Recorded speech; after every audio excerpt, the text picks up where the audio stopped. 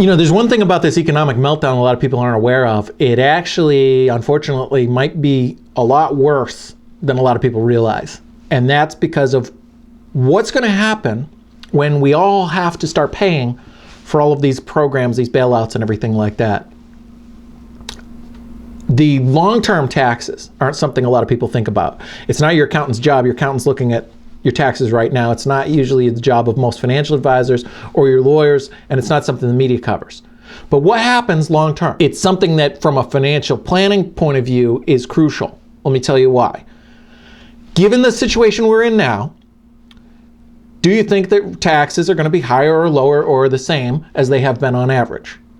Well, just to recap, here's what the situation is. Record economic turmoil, massive government expenses, massive deficit, and this goes long before the current administration. This is going back some time now where we've had big deficit, big trade deficit.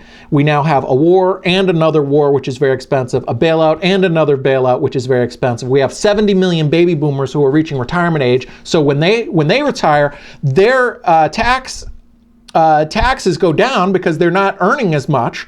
And not only are they not paying into the system as much, but they're taking from the system in the form of Social Security, Medicaid, Medicare, welfare, unfortunately, and also other increased social costs, healthcare and things like that cost society, and decreased productivity because you have all of these smart, experienced people who've now left the workforce, and consumer spending, which is a very important economic indicator, goes down because these people in retirement spend less. So you have all these baby boomers, a war, another war, a bailout, another bailout, and the government's printing new money. Given that, do you think taxes are going to be higher or lower or the same as the historical average? It seems like a no-brainer if someone says, I think they're going to be higher than average. That would be reasonable, right? Well, here's the scary thing. And here's what a lot of people don't realize. Do you know what average is? Do you know what the top historical average tax bracket is? A lot of people, we'll use the top bracket for this, for simplicity's sake. It works for bottom bracket, top bracket, and everything in between. The normal top bracket, for people, if you retire, you plan on retiring in the top bracket. What do you think you're going to pay in taxes? 25, 28, 30, 35, 39.6? The top average bracket is not 30-something. It's 66%. That's average. It's actually 66.5. So 66, does that sound high to you? Do 66% taxes sound high to you? They're not high. That's average. 66 is actually a little below average. 66.5 is average over the last 75 years for the top bracket. So 66 is not low.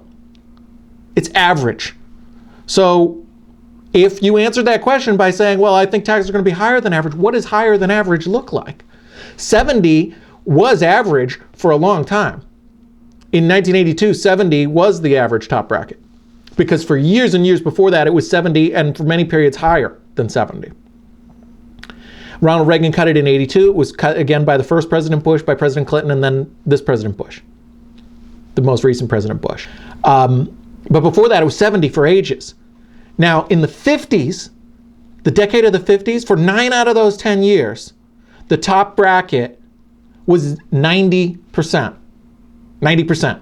If you made $1 million in 1955, Uncle Sam would have taken $900,000. After World War II, 1943, 44, or during World War II, the top bracket reached 94%. 94%. You made $1 million, $940,000 taken by Uncle Sam. Now, people always discount this. They say, oh, 70 is very high. 70 is not high. 66 is the average. 70 is only slightly higher than the historical average, and the pendulum has swung the other way for a long time. It may not feel like it when you pay Uncle Sam in April, but taxes for the last 20, 30 years have been much lower than average. Now, people will also discount it and say, well, we had a war then, we had a Cold War. We have a war now. And proportionally, it's very expensive. We have another war now, and it's very expensive. We have a record bailout and another record bailout, and the government's printing money. So you tell me, do you think taxes are going to be higher or lower or the average? If you even think they're going to be average, then you might want to plan, because it's almost double what they are now. Double. And you have a lot of people who took their life savings and had a business or a retirement plan and planned on selling it, and maybe even was fortunate enough to accumulate $1 million, which is a lot more than most people. They planned on selling it, taking the $1 million, living off of 10% interest.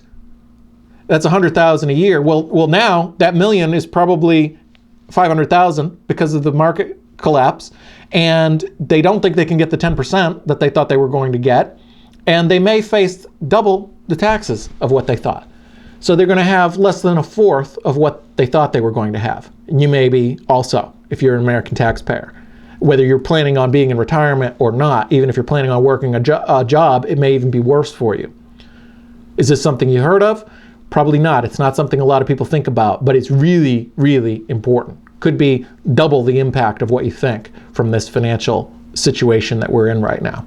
Really significant, something worth looking at.